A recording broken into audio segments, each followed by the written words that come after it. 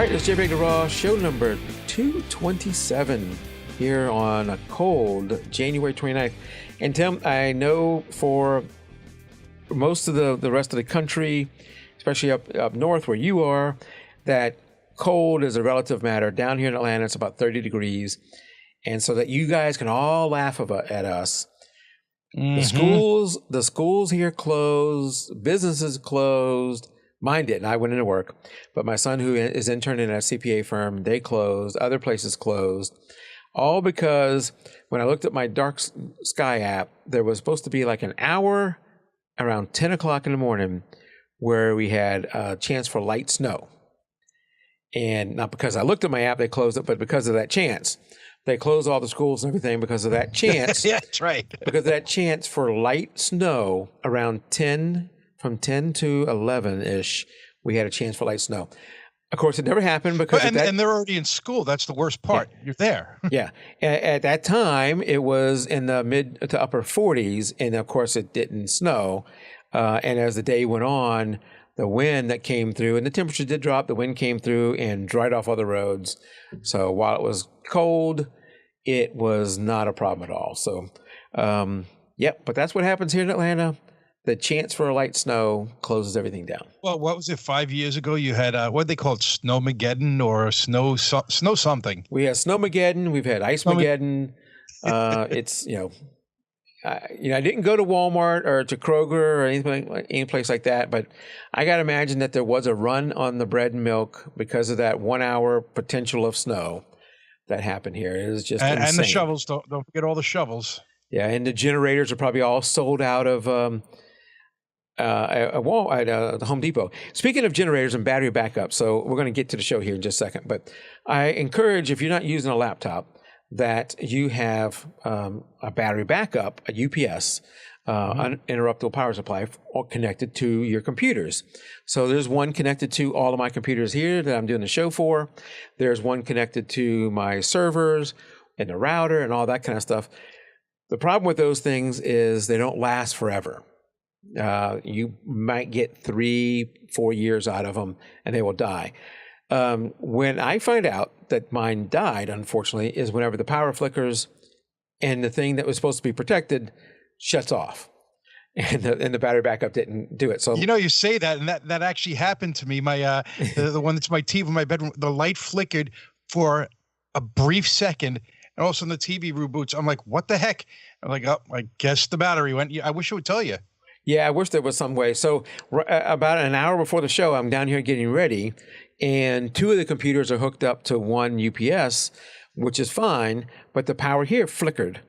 And my main machine stayed on, but the 2 extras shut off. Right. So that's, hopefully that doesn't happen while we're doing this, but that tells me that UPS needs to be replaced. I have at least 2 others that need to be replaced. So it's just something you got to keep up with, but they're great to have. They'll protect you from those flickering of powers. They'll protect you, allow you to shut down your computer properly. And they do some protection from like brownouts. It can be very devastating to your PC, your computer, whether it's a Mac or a Windows machine, where the power is just flickering on and off or is in a state where it's not quite full power. That can really damage your computer. So I highly recommend a UPS gives you that for your computers. Clean, steady power. Yeah, and if you put one on your router, you can be up even when the power is going in and out. Right. If you have a laptop or I guess your cell phone and everything for Wi-Fi and everything, you would have it still. Yeah. So that's the tip of the day. There you go. Okay. So I have a couple articles. What we're going to do, let me give you a rundown of what we're going to do here. We're going to go through a couple of articles fairly quickly, and then we're going to go over the 6 finalists from the Best of 2018 photo contest. We're going to give feedback from one of the judges. It's going to be, I'm not going to tell you who it is. It's not going to be the same judge each time. Give you feedback from one of the judges on each image. And then we're going to announce the first place and second place winners who win something. And this is not going to be a review of those images because A.D. Wheeler and I will do a photo review show maybe this Sunday to do a review of those 6 images. I will give all the feedback from the judges. And then we'll do a follow-up show of some of the other images that were submitted to the contest. I think during that show, that we do hopefully this Sunday. I'll also announce there's going to be a couple of random winners. I think it actually is 2 random winners of something. We'll announce that then too. So tonight we're going to announce the 2 first and second place winner and go over that. But that's going to be in the second half of the show. So let's move to the first article, and that first one up is this one where this is super creative. It's nothing new, but I really like what he did here. Is Alexander Unger, a Swedish photographer who took 2,500 still photos. You won't be able to hear the audio, but I highly recommend you go out and watch it on YouTube. He took 25 still photos of his clay that he did here and put it into whatever program he uses to do this and made a video out of his 2,500 still photos. And just super creative. I don't have the patience to ever do anything like this because you think about no way. You think about every one of these frames, he had to change the clay. And right. And this is 24 frames a second. So yeah. 2,500 pictures. Yes, that I don't know. It didn't say how long it took him here because he's got to do all that. Then he's got to take the photo and then eventually, put it all into his editing machine, his editing program. I think there are just some creative people out there, and somebody has got time also. He said he used a program to animate called Dragon Frame. I've never heard of it before, but it reminds me of stuff that was done years ago with the because now everything is done via computer generated. I miss the old movies where it was stop motion photography. Yeah. So you think and you go back to that and you think the original Star Wars movies like The Empire Strikes Back, and you see the scenes where they had those large transport on the snow planet, and you saw how they were moving them individual frame by individual frame, and now obviously nothing is done like that anymore. Yeah. Well, that's a lost art. And it is. And he probably doesn't play as many video games as I do because he's spending his time doing this. It's a different type of video. In the pre-show, I was talking about my app, or maybe I said it in a regular show, about the Dark Sky app where I look at the rain, and I use that some when I'm going out and shooting. There's a question on Facebook. So we're live on Facebook and on YouTube. There's a question on Facebook, is that Dark Sky app free? On Android, I got it for free. They were saying on iOS it's $3.99, and an AD said there is a premium version of that app too. So you can get it for free if you're on Android, but there may be some cost to, if you want something different. Anyway, moving on to the next article. This one is using AI taking a digital camera to see around corners. Yeah, this was weird when I was reading this one. I was like, I don't know if I'd want to do it anyway, but what were your thoughts on it when you read it? So, my first thought when I heard that was, would you, I'm not going to want this in my camera. What am I, taking photos around corners? But that's not the purpose of this. What he's wanting to do, and there is a spy angle to this too, that this could be misused in spying. Creepy is the way I thought of it. Well, I thought maybe like CIA and that kind of people.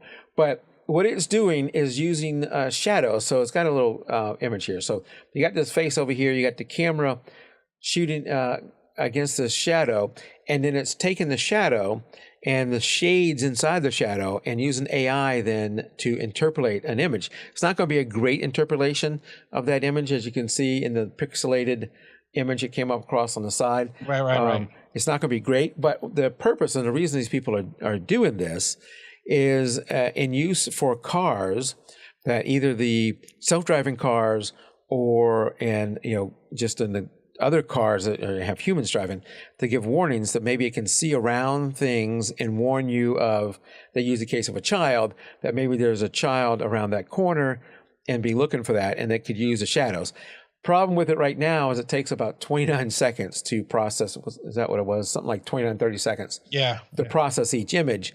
And if you think about a car flying down the highway at 60, 70, well, in this case, if you're going 60, 70 miles an hour, you're probably not looking for kids around the corner. This is more like if you're going through, a populated area. But maybe you're still going 40 miles an hour. And it's going to have to process this stuff in an instant. But I mean, it starts out here and it's actually 48 seconds. 48 But seconds. Okay. as time goes on, it's going to get quicker and quicker and quicker until it's that split second. So it's just a technology in its infancy on this, and it'll get better as everything else does. Yeah, I thought it was pretty cool. We're not going to see it on digital cameras as anything we'd want to use, but they are using a regular digital camera for this.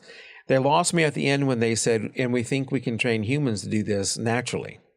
Yeah, I don't think that's going to happen. Yeah. You either have some crazy ability to be able to do it, or you don't. I'm not going to be able to look at a shadow and interpret it. And because it's doing all the subtlenesses of all the grays and everything. But it seems to me there's so many factors you have to take into account to even do anything like that. So this is cool, but I want to see if it's ever going to go anywhere. But you know what? You say that you don't see humans being able to do this, and you think about it. I had to train my father how to use an iPad, and my father, and that was probably 5 years ago. I guess he finally got one and used it, and it was painful trying to get him. And he wanted me to build him a computer at first. But then you look at a 3 or 4 year old kid and how they use iPads, and it's everything else. They pick it up so much quicker than us. The younger generation will be able to do this more than we will. Yeah, I don't know if they'll be able to do this. I don't see that. I don't know. I don't know about that either. Timothy on Facebook says, is this similar to the rear camera tech that allows you to see through a trailer? I don't know if you're talking about like when you can, if you're pulling, I think he's talking about when you're pulling a trailer and you have a rear camera and you can see the cars behind you, even though there's not something there. I think what's happening there, because my wife has something like that on her car, where you almost get this bird's eye view from up above your car, even though there's no camera up there. I think what it's doing is stitching all the cameras from around the car together and creating some kind of stitched together video. So I think that's what's happening there. I think this is different with this thing in that they are interpolating a shadow and the shades of the shadow to try and get the image that's causing that shadow. Right. So I think it's a little bit different because I think it's one camera that's doing this versus the see through the trailer. I think is multiple cameras, but I could be wrong about the see through camera. I don't know. All right. There you go. So Tim, I don't know if I get jpeg Raw gets emails all the time from scammers. Okay. People who want to write articles for the page, people that about bear. One want to write something about bear spray, another one is about whatever else. Things that have nothing to do with photography, even in the wildest stretch. People that want to apparently loan us a bunch of money or something loan us a bunch of money. Princes, I'm sure there are princes too from the Algerian prince. No, but this is more like small business loans and that kind of stuff. So jpeg Raw is not a money making machine at all. It's a money spending machine, money draining machine. So we don't do this show for any kind of money. But I get all this junk mail. Occasionally I get something that piques my interest is a little bit more than your normal junk mail. And that I got this email from this site called Great Escape Publishing. Now, if this is a legitimate website and they're not really scamming people, then I don't know. I want to go and say that it looks to me a little scamish, and that I'll read you a couple of things it says here. If you've had experience with this place and you say, no, they're up and up company, you really can do some of this stuff, it's all good. Email me at podcast@jpedraw.com. I'd like to know your experience. But it gets me right away when it says, no previous photo experience required. Took a couple of lessons. Yes. And then it has this photo of this guy. He said, and it says, the caption says, he was approaching 60 when he realized he was tired of his job, but he didn't have enough money to retire.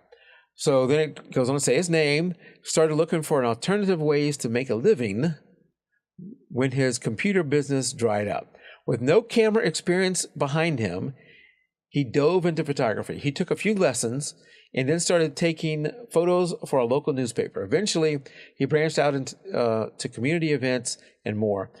He's now making a full-time living with his photos, and he says that crucial to his success was the fact that he didn't wait to go pro before selling his images. Oh, that's awesome. He started selling them on his way to going pro, and that's what he thinks others should do as well, making money from your practice photos so you can take more classes, improve your skills, and afford better equipment. So I don't know what he was doing there. My take with this website is you are not necessarily like shooting weddings and stuff like that. You're taking photos around your travels, or around your neighborhood, or whatever else. I guess you're giving them to this website, and then they're selling them or something. I don't know the full story here. I'd love to hear somebody's experience with this. I'm thinking about, again, I'm coming from the point that I think this is scammy, so I don't actually think this is legit. Right. So keep that in mind. There is a sign-up thing here where you can get access. I think I'm going to do that just to see what's going on behind here. I'm wondering when I do that if the next step is to ask me for a credit card. Mm. Well, then you know it's automatically fake. Maybe we should do it. Maybe we should do it right now.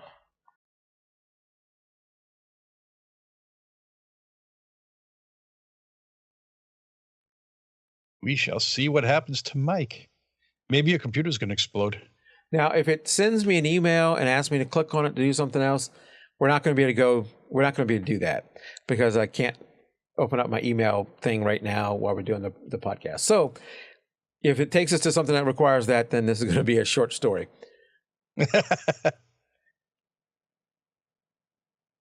Now is the best time to sell your photos. It's got a little video. Turn your passion for adventure and freedom into a rewarding lifestyle. Waiting for words. I'm not going to read all this. You can go here. It's thegreatescapepublishing.com and look for yourself a whole bunch of words. Earning money from photos has changed a lot over the past decade. So I wonder if this is a micro stock site and they just are hiding it really well. Because, something like iStock, if you... I didn't use my junk email there, AD. I used my real JPEG to RAW email. And now you're going to get some real junk email. Yeah, that was a mistake. But I have a good filter on there, so we'll do that. So I don't know, where's the punchline here? Take a minute now to see if you already got what it takes. Good gosh. I guess if I'm going to make a living off of this site, I should be okay with reading all this stuff. It's not too much to ask, huh? Does the English look good on it? Yeah, it looks okay. Can you take simple photos like these? Get started today. Well, we have to click on that. So we'll get started today. Get started today. Wow. Okay, let's click on one of these. There we go. Turn your passion for adventure and freedom into a rewarding lifestyle and sell your photos for cash for just $29 a month. Ah, there we go. There you go. So they're making money. There's a quick and easy way for you to start making money from your photographs as early as next week. It's fun. It's life-changing. And you don't even need to travel to get started. Well, there you go, Mike. I knew somewhere along the way it's going to want me to write them a check. Yep. And not a commission. So there you go. Use at your own risk. I will not be using it. Use at your own risk. All right. So one more thing to talk about. And that is, how long have we been JPEG to RAW, Tim? Is it 8 years now? Coming on 8 years. I think 8 years this summer. This summer will be 8 years. And I've run into one other website that was JPEG TO RAW. And that person let it expire. I bought it. So we own JPEG TO RAW, JPEG the number two RAW, which is our main site. And I think I even own JPEG TOO RAW. So somebody has finally, because I've never really seen it anywhere else other than that one guy who did it, but AD tipped me off on something that somebody else is starting to use that nomenclature in a way, and that is Topaz Labs now has a new product called JPEG to RAW AI. Oh, wow. And it's JPEG TO RAW AI. And it says it's using machine learning, and I got this email a couple of days ago also. Machine learning to convert JPEG to high quality RAW for better editing, prevent banding, remove compression artifacts, recover detail, and enhance dynamic range. On sale now to the February 8th for $79.99. Then it goes back to $99.99. It's got a little example here, which horribly compressed JPEG on the left. And then I guess they're calling that a RAW on the right. You know, it'd be interesting to see how it worked on a JPEG, but they're doing that. So I think they should pay us a royalty for the use of that name. They couldn't buy jpeg2raw.com though. Anyway, I like Topaz Labs. I use some of their products. I don't have anything against this. Maybe this will get more people to come over, and they will think that our podcast has something to do with this product. Yeah, never know. Whatever. Drive some people to us. There you go. So there's a new product from Topaz. So what is it supposed to do? It's supposed to, restore. Let's see. It's going to, like it shows here, it's going to take out the artifacts. I don't know if you can see that in what I'm streaming, but on the left-hand side, there's a lot of compression artifacts. And then it's also supposed to restore some of the dynamic range and recover some of the detail. But the whole reason that you shoot RAW is if you ever shoot a RAW in a JPEG, even if it's the best JPEG your camera can shoot, it is throwing data out. It is throwing that data away. It's a smaller file. It's compressing that stuff. And the RAW file has all that in there. And there's cases where they're really close, but the JPEG will never be as good as the RAW because the JPEG has already thrown away information as part of the compression that can't come back. Now this product, I don't know, I've not used it. It may be able to bring back some of that quality and get it close. And for some or people, it smooths it out. I mean, I'd like to see what it does in the detail part of a picture. That picture shows just a gray background. That's easy to clean up. Yeah. Yeah, that's true. That's true. And I'd like to see what it does with some of the detail and stuff.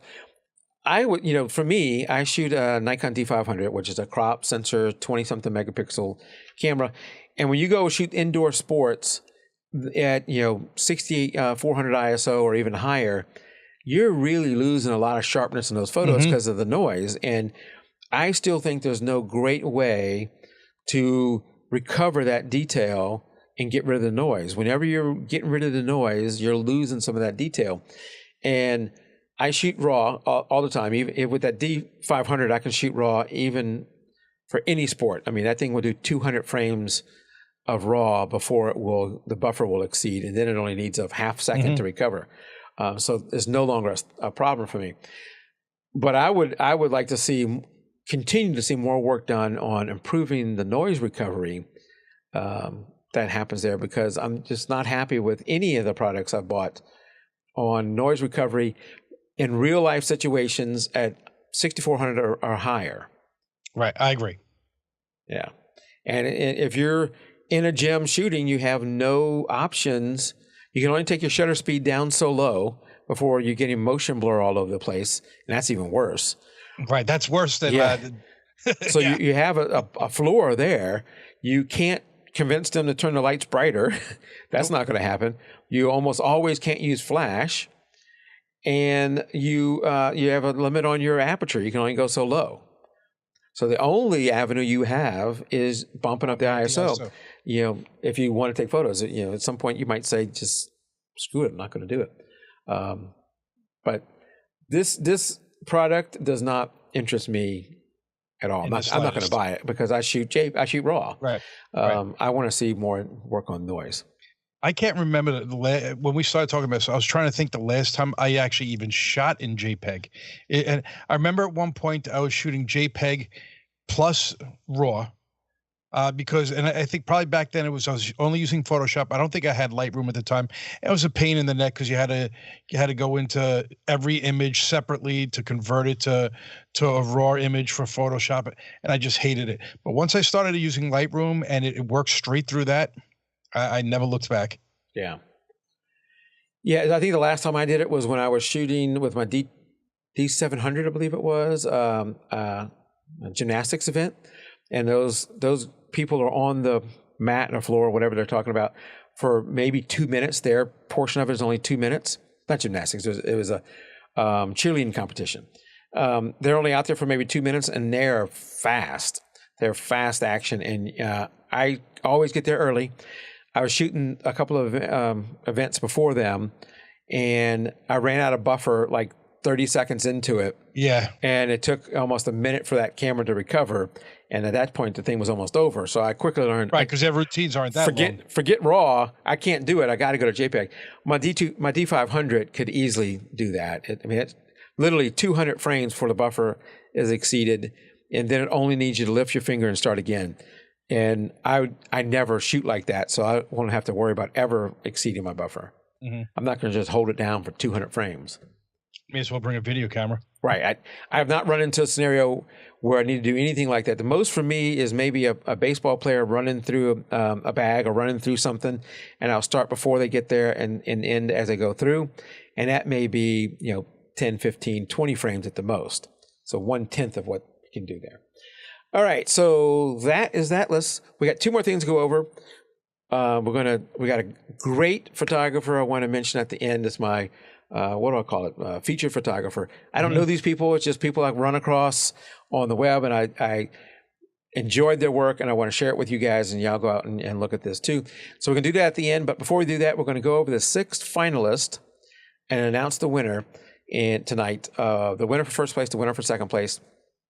And I'm going to give you feedback from one of the judges on each of the images. Not the same judge. I'm not going to tell you who the judge was, but we had 3 judges. We had A.D. Wheeler. We had Walter Arnold. And we're going to try and get Walter on the show this year. And we had Janice Sullivan.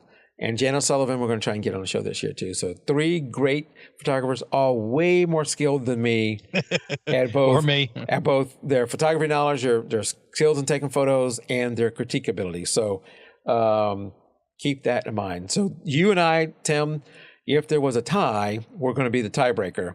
But we didn't have to worry about that. There was not a tie for first place or second place. There was a tie for everything else, I believe.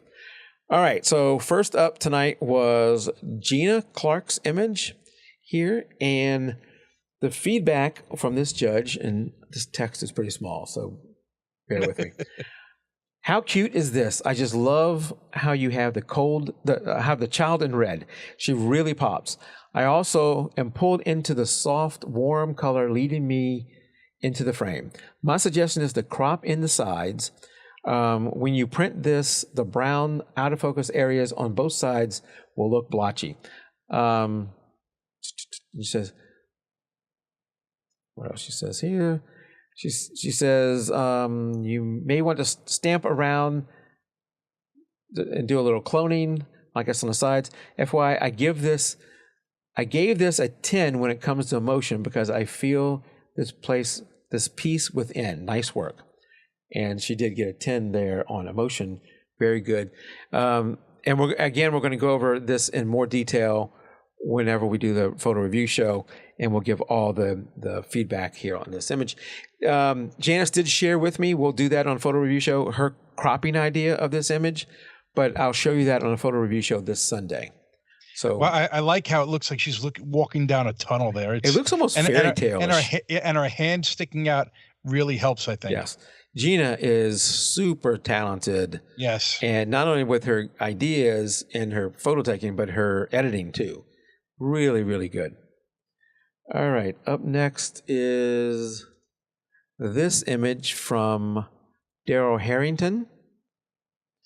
And the feedback on Daryl's was, I really like the composition in this image and the use of the long exposure. I'm cutting off part of the thing here. Use of the long exposure. Beautiful, gentle colors across the scene. The sun in the left third and the lighthouse in the right third provide a nice balance to the scene. Very nicely executed.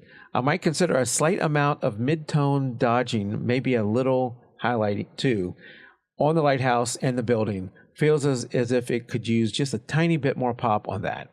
Mm-hmm.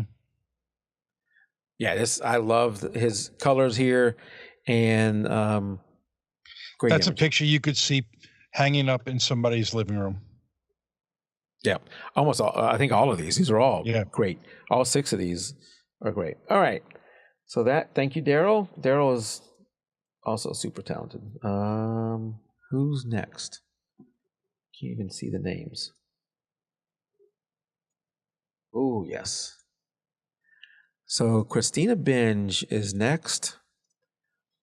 And the feedback on this one is this image has it all. Great composition, great color, interesting subject, motion. I really liked it all around, and it shows in my scoring. If I had one want, it may be for a bit more depth of field, but it's pretty much just a personal preference.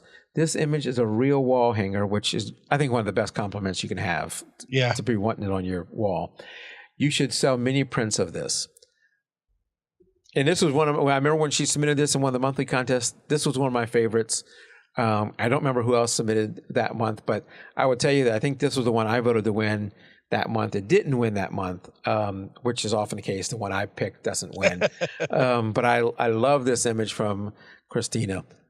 So thank you, Christina, for entering this globe shot here. And if you're listening to this on audio, you are missing out a lot because I don't describe these very much. The first one from Gina Clark was a girl walking down a path in the woods wearing a red jacket. This it's just gorgeous. And these will all be on the website too, so you can go over there and see them. The next one was a lighthouse landscape photo from Daryl Harrington. Then we had the spinning globe from Christina Binge. And then up next is, she's out in chat right now, is this image from Windy Hill. And the feedback on this one, and if I mispronounce any words in here, like the type of photo this is, that's just Mike. I don't pronounce well. I really love your creativity here. My favorite part of this triptych, did I say that right? Triptych is the middle shot. It flows nicely with the frame and the light works perfectly.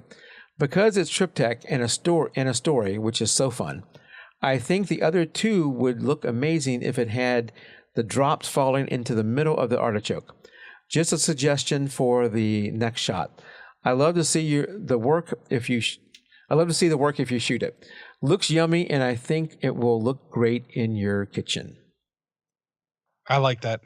Why is this thing all of a sudden want me to take a snapshot of you, Tim? No, that was me. I took it. Oh. And, Wendy submitted this photo, and she said, is it okay to submit a triptych? I've never taken one of these. I didn't know what that term even meant. I had to look it up. And I never heard of that either. And I said, that's fine. And so the viewer here loved that shot too. And it's, if you don't know what a triptych is, if you're watching this, you can see it. If you're listening to this, it's, I guess I'm going to define it as this because that's what I'm seeing, is 3 images and it's showing a series of things that are happening. So she has a lemon there, an artichoke, and something else. And the first one, she's squeezing something. Is she squeezing lemon onto it? I can't maybe squeezing lemon on it. Yes. I can't tell what's in the picture, but I think she's squeezing lemon on the artichoke. Then I guess she's putting salt or something on it. Salt on it, and then olive oil. And then the oil in the third one. So it's just showing the progression of the preparation for that. And I could easily see this in a restaurant on absolutely. the wall. Yeah, easily. And Amber says it as well. But absolutely. Absolutely. Very good. Thank you, Wendy. And Wendy, I think that might have been your first submission. If not, let me know. Hey, Ronald. All right. Up next is this image from Millen. I always just say his first name because I can't pronounce anything else. This image here from Millen, and the feedback from this one is, I feel the cold in this place. It's beautiful. I do think that a crop would really give it this impact. Cropping some of the sides off will help us see the amazing storm that you shot next to the light poles. I'm now like, wow. I also lead more into the frame, into what is it out there. Love the feel, so dark and beautiful. So glad you stepped out of the box, because it's dark, cold fairy tale that I would love to be in. Because it's a dark, cold fairy tale. Mm-hmm. I like this. It is from Millen. Yes, this one. I really like the feel of this one too. Yep. That's what Atlanta's going to look like tomorrow. No, Atlanta is not going to look like that tomorrow. I forget what part of the world he lives in, but it's snowed there. It's not going to be snowing here tomorrow. That's a beautiful scene. It is a beautiful scene. I love that he took it at night, and you got the street lights or the path lights, whatever they are, providing the light like that. Well done, Millen. All right, we got one more to go. And that is this image from Amber. And I remember this one too. This is Amber's, I think it's her son. She has got him in, what is that, like flight goggles? Flight gear, yeah. Flight gear and all the other gear. And she's made it, she's aged the photo to make it look like it's, something like World War II, World War II or something. So here's the feedback from that one. A wonderful image, great color, but I would like to see further exploring into the color grading. I feel the image would benefit more from texture, like an old photo texture or grunge adding to the image. It has a very cinematic feel and needs to be pushed further into that realm. I have seen many images from this photographer, and each one gets better and better. Keep pushing that creativity. One of my favorites. So there you go. I like this one. Yeah, I mean, all 6 of these are wonderful. Of course, we can only give one winner. And the way this works, so just if you're wondering how does this work, the judges graded all 6 images in, what is it? 1, 2, 3, 4, 5 categories: technical, creative, impact/emotion, composition, and an overall. And in every group, they rated them from a 1 to a 10. Overall rating counts double. So I don't know what the maximum score, you have to add that up, but then we take all those votes from the judges, and the one with the most points wins. So we don't have a drum roll thing ready. No, we don't. We don't have that anymore. No, we don't have that anymore. But where is it? Let me make sure I get this right. The winning image, the one with the most. Let me get this ready. The one with the most votes and who wins the Amazon.com, we'll have to figure this out, Amazon.com $100 gift card is Millen. Millen won with this image, this snow image. So congratulations, Millen. Awesome image. Loved your photo here. Loved all 6 of them. But great job, Millen. I know Millen, I think the time zone doesn't work so you can watch live. So I'll get a text probably in the morning when his time is where he can watch, and he'll be watching then, hopefully. Great there. So number 2. So the first place gets a $100 Amazon gift card, and number 2 gets a $50 Amazon.com gift card.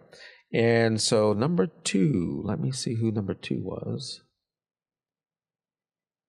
Number 2, and the voting was pretty close here, but number 2, let me put it back to us. Hold on, let me put it back to us to make sure I get this right. Yes. Okay. Not yet. Okay. Not yet. Okay. Number 2 was Christina Binge. Yay! With the spinning globe. So congratulations, Christina. Great job, everybody. All 6 images. Wonderful, wonderful quality here. And really, I say all 6, but there was, a number of other images that couldn't make it into the 6, so we had to pare it down to 6. One thing we're going to change for next year, Tim, is we allowed any image you submitted during the year to also be submitted. So we had a lot of images from multiple photographers. If you are one of those photographers who submitted multiple images and you go, why did this one make it over the other one? Only one of yours could make it to the final. So you could have had, an image that had enough votes to maybe make it to the final, but only one of yours. So the one that got the most votes in the first round made it to the finals. I don't think we actually had a case where somebody had a second image that could have made it, but if that did happen, you only got one. So we're going to change up a little bit for next year and be more like the every month thing where you can submit 2 images, but they could be taken anytime during the year. That way we don't have one person submitting 12 images. Right.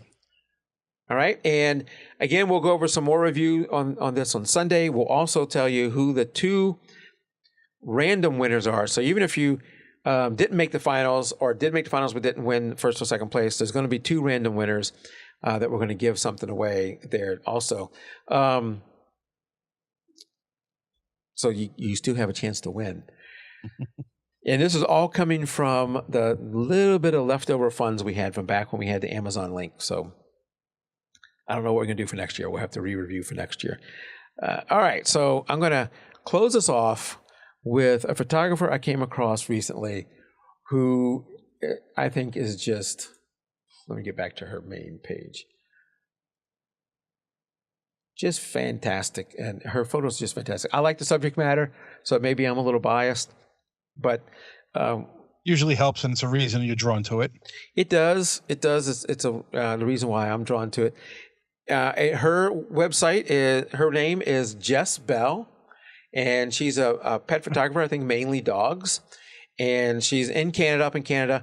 Some of her work reminds me of Seth Castile, who we had on the show. Yeah, a long time ago. Long time ago, we had Seth Castile on the show, who does underwater dog photography. This, what you see in here, where she's doing that's a pretty cool shot. having dogs jump through these colored powder or whatever it is what recently has gotten her really more popular on social media. That's really gone viral for her. But she's been doing a lot of great work for a while, and you can see that here in these dog photos. I think this one's a cool one. It looks like the dog's waving at the camera. Yeah, I'm kind of cutting off. If the crop looks weird in the photo, it's because I'm having to cut off part of it. So you need to go look at it. So what kind of disc is it jumping through with the powder?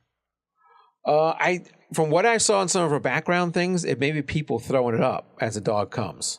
Okay. I think what she has is a black background in some cases, big black background. Right.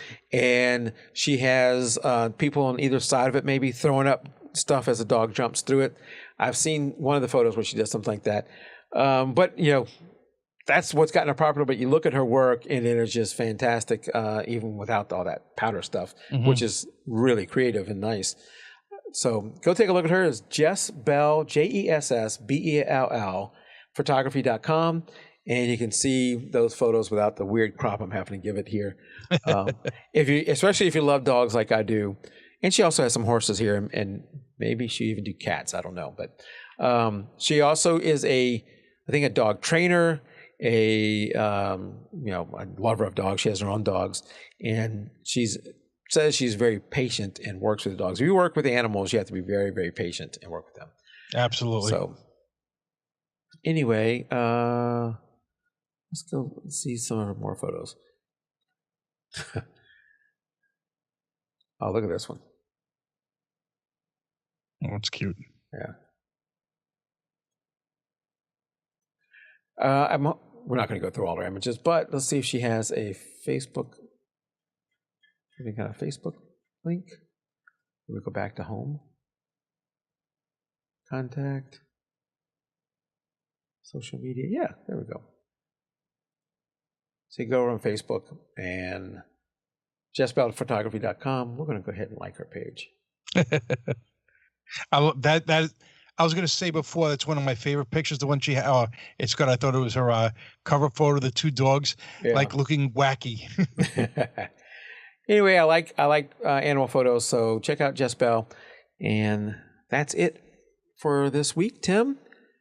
Yes. As we close out, let me catch you up on a couple of things that's been happening at my house here, Tim. So I had the flood in my basement. Yes. Every time it rains really hard, I get water. Floods a strong word. I mean, I get water coming in through the wall that we're having to suck up. It all started when we put a sidewalk around the house, and I think that's changed the water flow outside that I've got to figure out how to get around that. So that's one deal. Wednesday night, I come down to my basement, and it's dark in here in the office before I turn the lights on, and I stumble on something like, what the heck is on the floor? It was one of my lenses. Oh my God. One of my lenses had fallen off the shelf and was on the floor. Yes.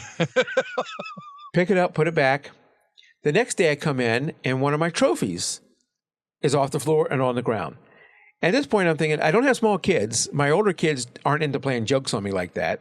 And a mouse ain't knocking it over. And what is happening?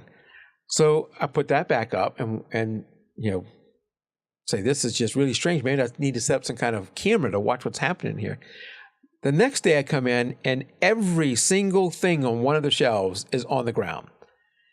And that's when I found out what was in here was a squirrel had made it somehow into the house. Oh my God. And there was a full size, not a flying little squirrel, not a little chipmunk, not a thing, but a regular squirrel was here in the house. Oh my God. And that I guess my wife would scream so loud, it would break the windows. And I guess somehow he decided that whenever I'm out of my office, he should run in here, jump up on a shelf, and throw everything off of it. And then just one shelf, and then run back out to wherever he's hiding. And maybe he thought that was super funny. So now how did you find out it was a squirrel? I actually saw him. Okay. Yeah. And so now how did you get rid of him? we're gonna end the story with I saw him. And that's where the story ends. Okay. Anyway, so he's no longer a visitor.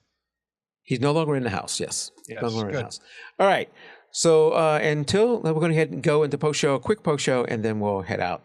And thank you guys for coming. We had a great group out there in YouTube and on Facebook too. We had, I think, only Timothy over on Facebook, although it says 2. So Timothy, thank you for coming over on Facebook. And look for us this Sunday when we'll do a more thorough review of all the 6 photos in the finals. 6 in the finals. And pick the 2 random winners. So that'll be this Sunday at 8 o'clock. A.D. Wheeler and I will be looking for that. But until then, keep it raw. Good night, everybody. Right.